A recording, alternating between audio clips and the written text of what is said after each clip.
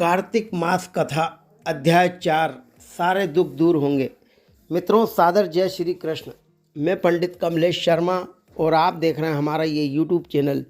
बहुत बहुत स्वागत है, बहुत बहुत अभिनंदन है हमारे इस यूट्यूब चैनल में। मित्रों, आज कार्तिक मास श्रृंखला में चतुर्थ अध्याय का वर्णन करेंगे। कार्तिक मास की महत्ता तो हमने पहले ही बता दी है आपको कि भगवान विष्णु की आराधना करने से सारे दुख दूर होते हैं। कार्तिक मास में तुलसी की पूजा करने से सारे दुख दूर होते हैं। दान करने से सारे पाप नष्ट होते हैं। निश्चित रूप से भगवान विष्णु की कृपा बनी रहती है। मित्रों, आइए देखते हैं चतुर्थ अध्याय का विवेचन। वीडियो शुरू करने से पहले छोटा सा निवेदन है, अभी तक आपने हमारे चैनल को सब्सक्राइब ना किया हो तो प्लीज़ इसे सब्सक्राइब अवश्य करें। माता शारदा की कृपा लिखूं, भाव अनमोल, कार्तिक महत्व का कहूं, चौथा अध्याय खोल। मित्रों, नारद जी ने कहा, ऐसा कहकर भगवान विष्णु मछली का रूप धारण करके आकाश से जल में गिरे।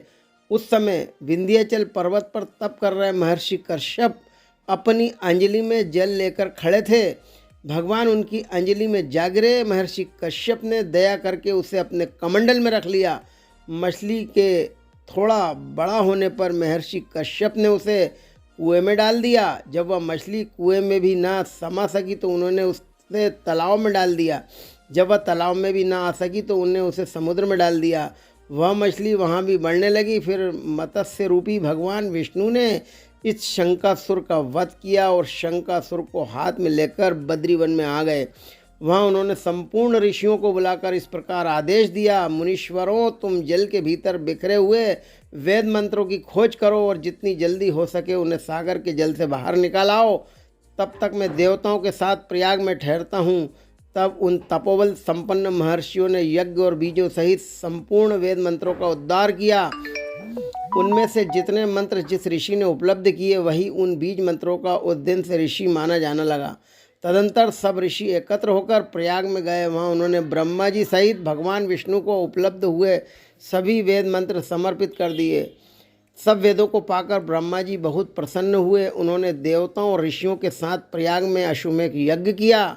यज्ञ समाप्त होने पर सब देवताओं ने भगवान से निवेदन किया, देवादिदेव जगन्नाथ, इस स्थान पर ब्रह्मा जी ने खोए हुए वेदों को पुनः प्राप्त किया है और हमने भी यहाँ आपके प्रसाद से यज्ञ भाग पाए हैं। अतः यह स्थान पृथ्वी पर सबसे श्रेष्ठ है, पुण्य की वृद्धि करने वाला एवं भोग तथा मोक्ष प्रदान करने वाला हो। साथ ही यह समय भी महापुण्यमय और ब्रह्मधाती आदि महापापियों की भी शुद्धि करने वाला हो तथा यह स्थान यहाँ दिए हुए दान को अक्षय बना देने वाला भी हो। यह वर दीजिए। भगवान विष्णु बोले, देवताओं, तुमने जो कुछ कहा वह मुझे स्वीकार है। तुम्हारी इच्छा पूर्ण हो। आज से यह स्थान ब्रह्म क्षेत्र के नाम से प्रसिद्ध होगा। सूर्यवंश में उत्पन्न राजा भागीरथ यहाँ गंगा को ले आएंगे और यहाँ सूर्य कन्या यमुना से मिलेगी। ब्रह्मा जी और तुम सब देवता मेरे साथ यहाँ निवास करो। आज से यह तीर्थ राज के नाम से विख्यात होगा। तीर्थ राज के दर्शन से तत्काल सब पाप नष्ट हो जाएंगे। जब सूर्य मकर राशि में स्थित होंगे उस समय यहाँ स्नान करने वाले मनुष्यों के सब पापों का तीर्थ नाश करेगा। यह काल भी मनुष्यों के लिए सदा महान पुण्य फल देने वाला होगा। माघ में सूर्य के मकर राशि में स्थित होने पर यहाँ स्नान करने से निश्चित रूप से सभी तरह के फल आपको प्राप्त होंगे। देवादिदेव भगवान विष्णु देवताओं से ऐसा कहकर ब्रह्मा जी के साथ वहीं अंतर ध्यान हो गए। तत्पश्चात इंद्रादि देवता भी अपने अंश से प्रयाग में रहते हुए वहाँ से अंतर ध्यान हो गए। जो मनुष्य कार्तिक में तुलसी जी की जड़ के समीप श्री हरि का पूजन करता है वह उससे इस लोक में संपूर्ण भोगों का उपभोग करके अंत में वैकुंठ धाम को जाता है। भगवान विष्णु की कृपा उसे प्राप्त होती, सारे दुख दूर होते हैं, पापों का अंत होता है। भगवान विष्णु सभी पर कृपा करें। ऐसी शुभकामनाओं के साथ नमस्कार। जय श्री कृष्ण।